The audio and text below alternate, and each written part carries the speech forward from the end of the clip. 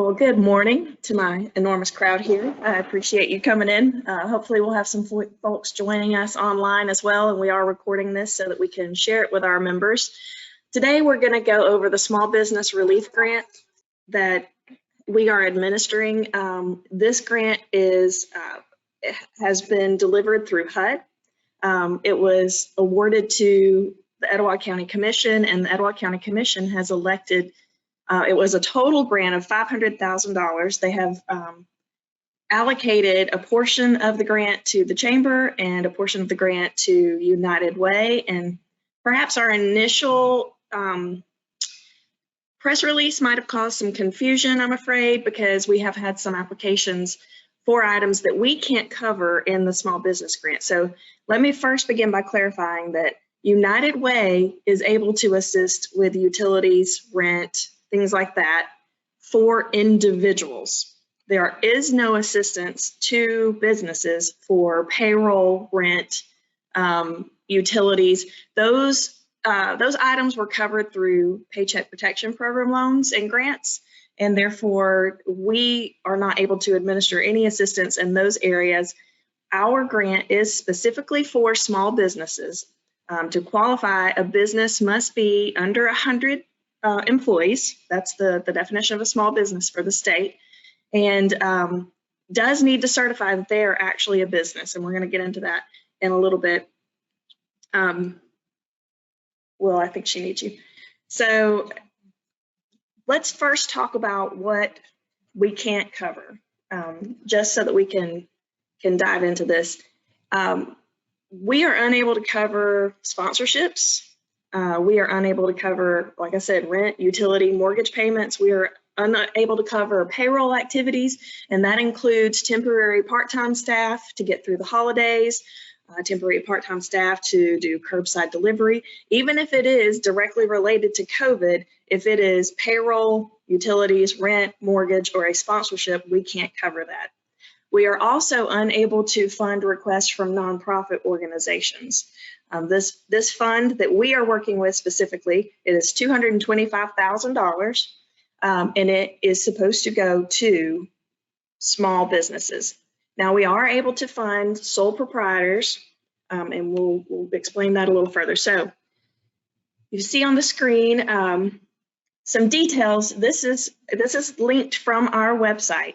So if you go to our website, etowahchamber.org, the first panel you're going to see is a link to this small business grant. You can also just go directly to etowahchamber.org/grant and get to this page. So out of the $225,000, we are able to award $2,500 per business grants. So let me be clear. Sometimes we have individuals that have multiple businesses. If you have separate federal employer identification numbers for each of those businesses, they are completely separate businesses, you are eligible to apply for multiple grants. If they are at different locations and you can identify that they are at different locations and the project that you're applying for will be installed at each and every separate location, you can apply per location. However, if you have one business and you're only wanting to implement at one business, you can't apply through multiple businesses to try to increase the volume going into one location or into one specific business. I hope that makes sense. So one more clarification that we want to make before we dive into this, and I do want to go into the actual application and walk through it in just a second, is that 34% of the total grant fund that we have received may be used in the city of Gadsden. And there is a reason for this, and it is not a decision made by, locally. Initially, when we were notified of this fund award, we were fearful that we would not be able to spend any of it in the city of Gadsden. The city of Gadsden is an entitlement city, which means it receives its own HUD funding. And so this particular fund, this particular grant, the city of Gadsden was allocated $500,000, completely separate from the fund of $500,000 that was allocated to the county commission. However, we did go to HUD and we sought specific permission to use a portion of this fund in Gadsden. And so based on population, the determination was made that we could use up to 34% of this fund. And so that's still, I think, around $76,000. It's still a substantial amount of money. So we're very excited that we will be able to make awards within the city of Gadsden. We have actually already made some awards within the city of Gadsden. And then the rest of the fund will have to be made outside of the city footprint, but and that includes any of the unincorporated county areas, Rainbow City, Southside, Glencoe. Even if you're in another municipality, that's considered Etowah County. So the remainder of the fund will go to Etowah County outside of the city of Gadsden. When you make your request, you want to make absolute certain that you have not covered this project by any other means of assistance whatsoever, and that includes Paycheck Protection Program, Economic Injury Disaster Loans, Revive Alabama Plus, or any other disaster-related assistance that you may have received since the onset of this pandemic. Be sure before you ever even sit down to start this application process that you have with you your federal tax ID, a copy of your business tax returns with the 6-digit number under which they're registered with the Alabama Secretary of State, a description of the project that you want to complete, and you're going to need an invoice. If you've already completed the project, we need an invoice and proof of payment for what the work or goods that have been purchased or the work's already been completed. And if you are proposing the project or you're in the process of the project, we're going to need a quote. And that quote's got to be by a business licensed to do business in Etowah County. Now, that doesn't mean that business has to be in Etowah County. What we mean by that is, if my friend Will, he knows how to build websites, and he said, hey, I'll build you a website for $1,500, but he's not licensed to do business, that we can't fund that. You've got to have it. It may be a company, a national company that you're choosing to go with. We hope you will choose somebody local. Let's keep this money in our local economy, let it turn over 7 more times, build more momentum within our own economy. But if you have a national company or a company in Montgomery or Mobile or wherever that is licensed to do business here, then that's what we're saying. That's what it requires. But you can't pay an employee to build your website. You can't pay a friend that's not licensed to do business to build your patio. That's what we're talking about. We recognize that there are folks that may not feel as comfortable as others in completing an online application. You might not want to put your data into this online portal. That's okay. You can call our office, 256-543-3472, make an appointment. We'll sit down with you. We will complete the application with you, along with you. But again, before you make that appointment, you're going to want to make sure you got your federal tax ID, or if you're a sole proprietor, we're going to need your social security number. We're going to need to see your business tax return if you're a sole proprietor. That's because sole proprietors don't register with the Secretary of State. So we're not able to validate you as a business. If for whatever other reason your business is structured such that you are not registered with the Alabama Secretary of State, and we're going to talk about that in a little bit about how you can go ahead and check ahead of time to make sure that you are, we're going to need some other form of validation to show you're eligible as a business. And so a lot of times sole proprietors, you're going to have your personal tax return, but then you'll have a secondary tax return that shows your business related income. We don't need to see your personal. We just need to see that business related income tax return. We're not going to snoop in your business. We don't care how much money you made or didn't make.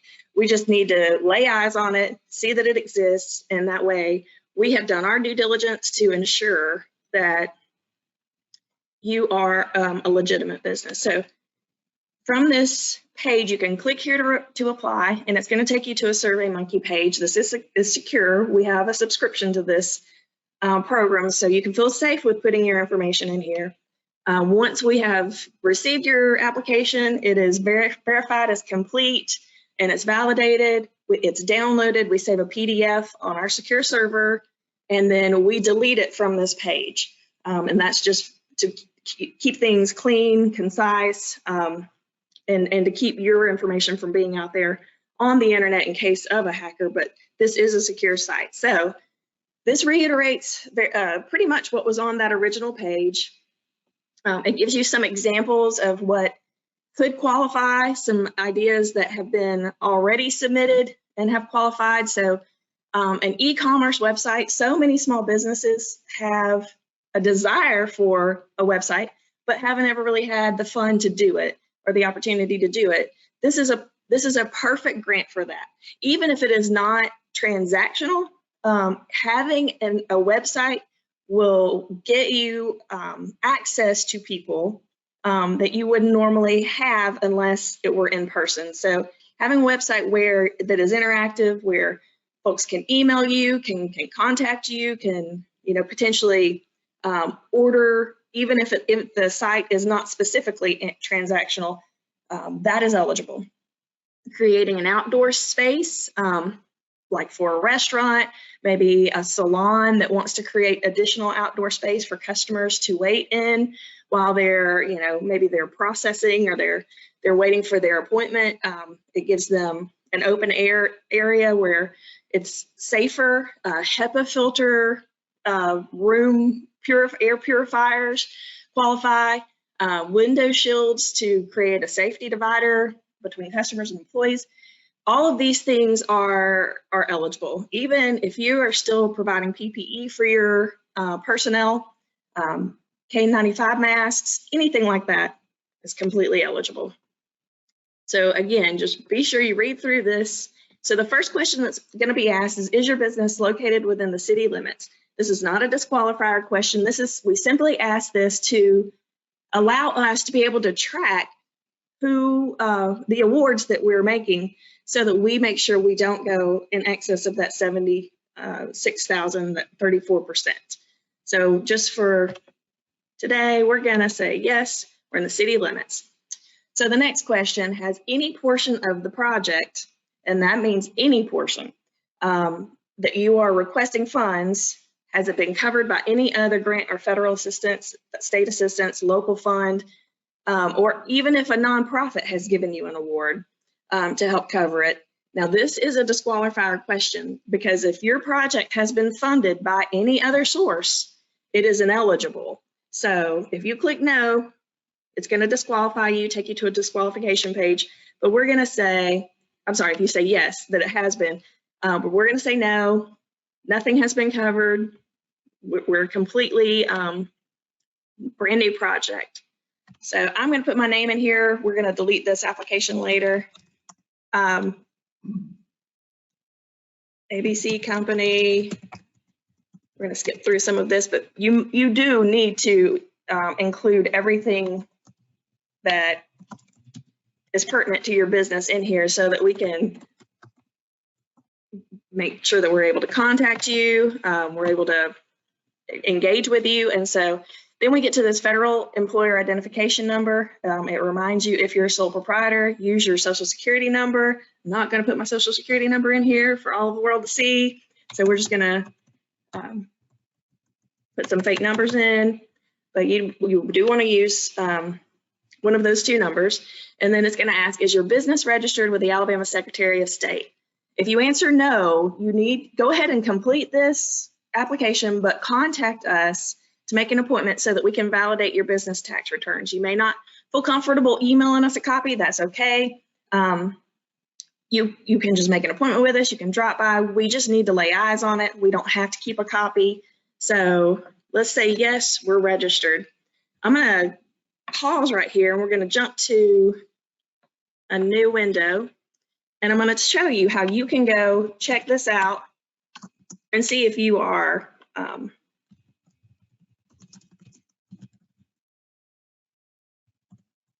we're just going to go look for entity search. So sos.alabama.gov, that is the Secretary of State government records page, and they have lots of different information on there. It's really an interesting page to explore if you ever get time. But specifically, we're going to look at the business entity records. And so you can search by entity name. If you know an entity number, you can search by that. Usually that's the piece of information you don't have and you're trying to find.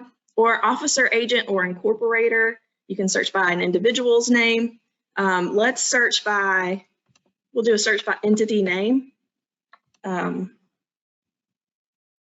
Society, Gadsden Variety Inc. Well, I shouldn't have done that. Well, it shows it's dissolved. That's because Gadsden Variety that my husband and I purchased last year, we didn't register under Gadsden Variety. And so this is why it's important to know how to search in multiple formats.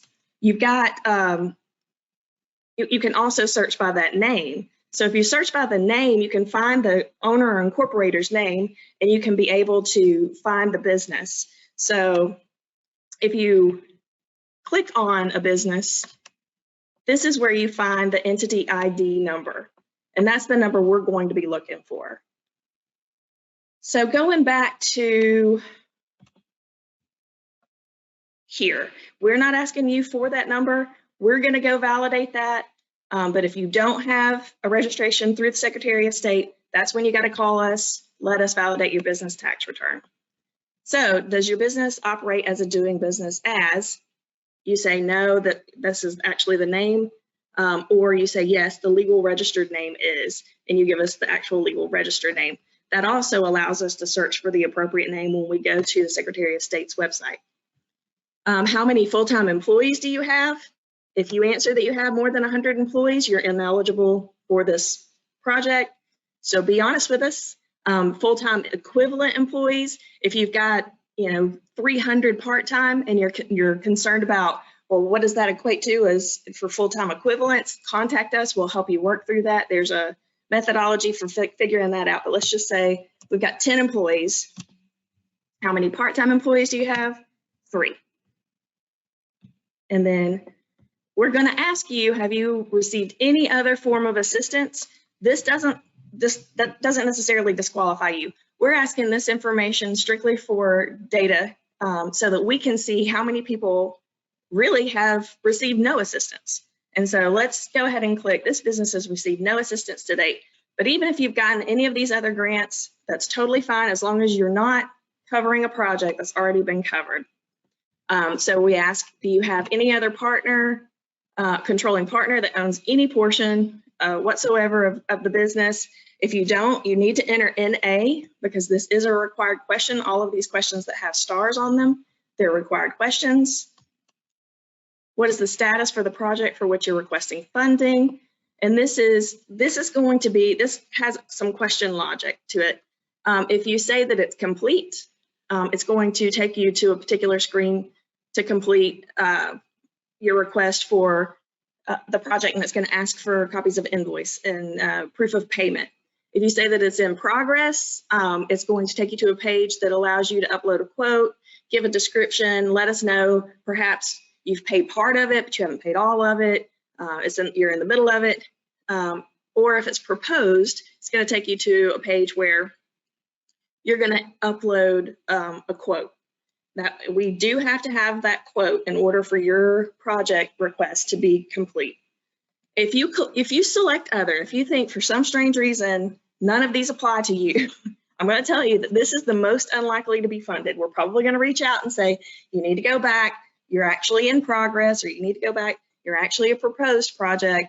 But if you think, you know what, it's just, it can't fit into any of these, that's when you would select other, and it's going to ask some additional, it's going to give you an opportunity to give us a narrative and explain why you think it doesn't fit into any of the others.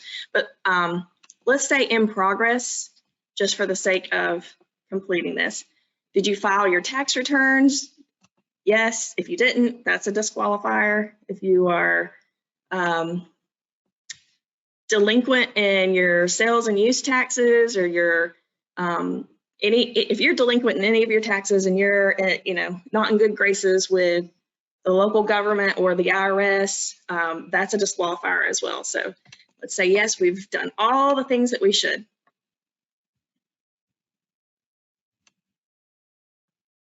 Why did this not go to the next page? Oh, did I miss one? Oh, my physical address. So let's say 1 Commerce Square for here too. All right, and then next, it's still, why didn't I take it? This is lovely.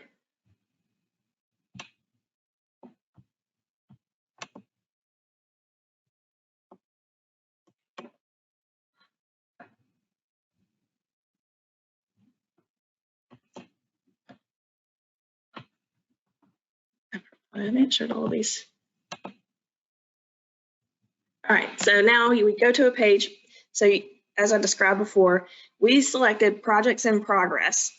If you had selected project complete, that's what it's going to say at the top, and you're going to have some slightly different, just vaguely different questions asked. But so in here, you're going to say total amount requested. Now, if your project costs $625, that's what you need to ask for. Don't ask for $2,500 and then submit an invoice or submit or quote for $625 because you're not going to get $2,500. And you know, there's a chance that because you've asked for it, something that you didn't validate with the data, it could delay your request. So let's say our project's going to be $625. Let's describe the project. Let's say we want to purchase HEPA air filter for large room to reduce or to make breathing air safer for employees and customers. So you see, we've got to tell why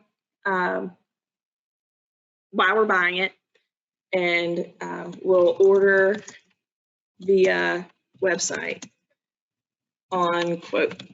And so let us know how you're going to purchase it, what's happening there, or if you've paid for half of it or you bought one and you're asking for us to pay for two, you can say, have already purchased one, would like reimbursement for the one I have, would also like to purchase a second. We'll purchase from the same place. And then you got to upload a copy of the quote, upload a copy of any invoices that you've already paid. And these are pretty simple processes. As long as you've got that quote saved on your desktop, you can drag and drop, you can upload from a file from your computer, and it will attach to the application. And then the final line is, by entering my name on this line, I attest and certify that this business, nor any controlling partner, has received any business assistance that covered any portion of this expense. And the reason we do this, and you must complete this line or you are not considered, is we, of course, are going to do everything we can in our due diligence to make sure that this is a legitimate request. It hasn't been funded by any other process, but there is just sometimes data that there's no way we can find. There's no way we can know. You're attesting to this means you as an individual are solely liable for any fraud that you commit. And that is, that's true in any level of assistance, any grant that you ever acquire. If you request and use something fraudulently, that's going to be the federal government dealing with you, not us dealing with you, not the federal government dealing with us. So be sure what you're asking for is completely legitimate. And because I haven't uploaded a file, I'm just going to upload a random file. We'll upload our Excellence in Education sponsors list.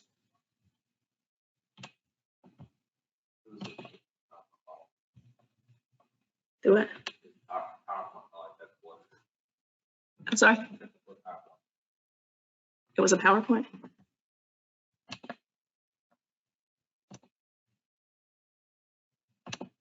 All right, I don't know what that is, but we'll upload that. Okay, so you are going to have to upload a PDF or a Word doc, something like that, for it to work, obviously. All right, so you should, at the end of your process, get this notification. Your application has been received, appears to be complete. Please note the review and award of this grant may take several weeks. We appreciate your patience. So if your request is rejected, we will contact you. You're able to resubmit if perhaps your project was not eligible, but you do have a project in the works that's eligible. If you're requesting reimbursement for a project that's already been complete, that project cannot have been completed prior to January 1, 2021. And if you are requesting for funding for project to be completed, you need to have it on tap to be completed as soon as possible, but certainly within the next year. The reason being, our desire is to have our portion of this grant closed out within 6 months. I think it will be.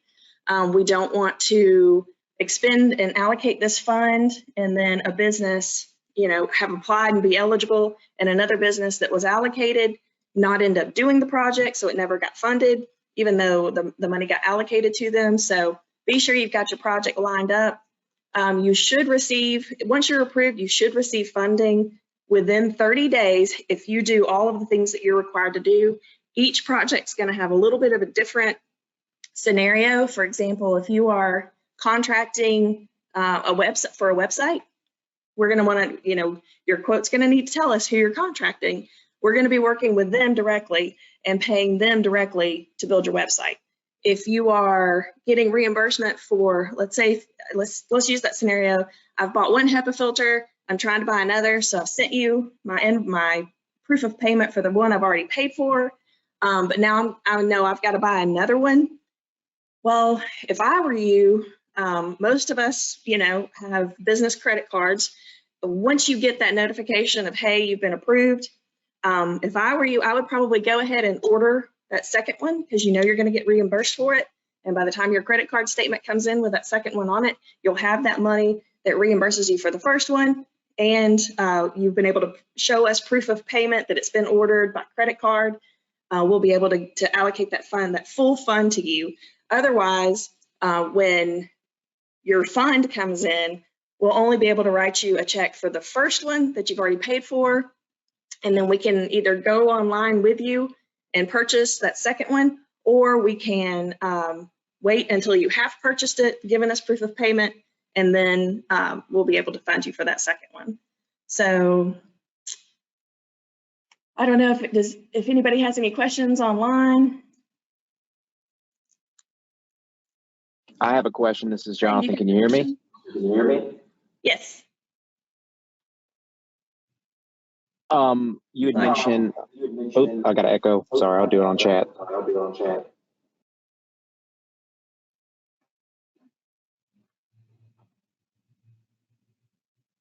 While he's typing that, Craig, you want to ask your question?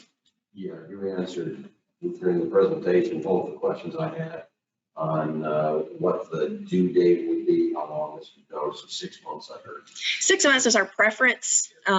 Obviously, as long as we still have money, we're going to keep doing awards. We may run out. We may have everything fully allocated in 3 months. We never know. And the second one, you answered that, whether it was going to be reimbursable or whether I could purchase it. Right. Yeah, and each scenario is going to be a little bit different. If if you've got somebody that you've contracted to build a patio or a second ramp, so you've got or 2 ramps so that your customers can come in one location and exit another location. We can get in contact direct with that contractor, obligate the payment to them, but we wouldn't pay them until the project's complete. And the same thing with the website. We can send them a letter of intent that the funds are obligated. It's here for you. You notify us when it's complete. We'll make payment. You send the invoice to us. What about ordering them to be out of state Amazon? Is that okay? Yes. Yes. I mean, in reality, unfortunately, they're probably gonna be some highly specialized equipment that's needed. I know some like backpack sanitizer sprayers have been requested. That's something you're really not going to be able to find locally.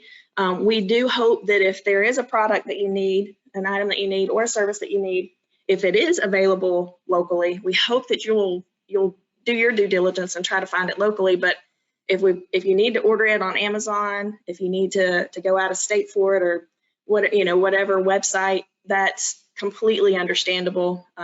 You can't really go to, to Broad Street and find large rim HEPA filters for sale. So that's kind of unrealistic for us to say it must be purchased inside Etowah County. And, you may have some highly specialized website that you need to build that, a particular company specializes in this, and that makes sense. We just want to make sure that it is a legitimate business that you're ordering from or that you're contracting to keep you safe, to keep us legitimate, and we'll, we do what we can to keep as much of this fund in Etowah County. If you think $225,000, if the vast majority of that gets recirculated back into our county, that's a trickle-down economic impact that could be really great. Any other questions? I love this. Let's say, I think the money's going to go pretty quickly. Yeah. Let's say you've got some left over. Does that go back to the federal government? We have an agreement with the county and with United Way. We feel certain the United Way's portion is going to go very, very quickly. There's so much need still out there. So we have an agreement that when we reach a certain period in time, if we see that we're just not going to have it claimed on our end, it will be reallocated to United Way. So it will stay in our community. It won't go back to the federal government. We'll get it spent. But if we see that small businesses, the need's not there and they're not making application, after probably close to that 12th month, we'll meet again, we'll reallocate, we'll notify HUD that that's what we've done. And that has been prearranged and pre-agreed upon.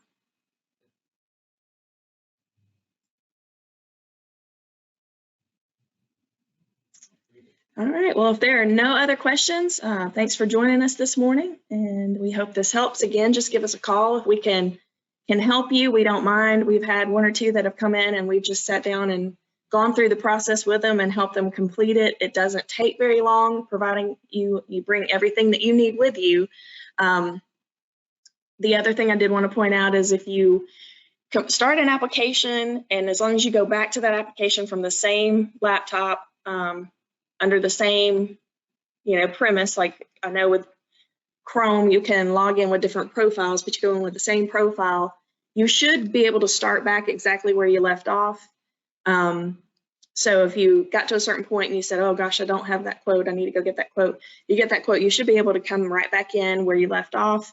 If you don't complete your application, we have deadline dates around the 15th of each month.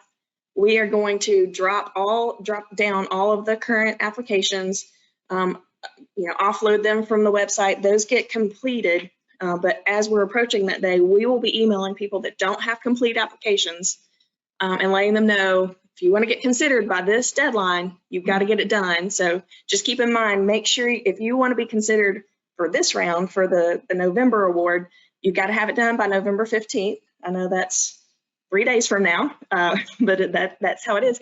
But that once we hit that deadline, that data dumps, we start fresh, and then December 15th will be our next download. So the 15th of each month, we'll be pulling down all the applications that are complete to that date. If you have everything done but one item, when we pull it down on the 15th and we've notified you, and then on the 16th, you email us that invoice.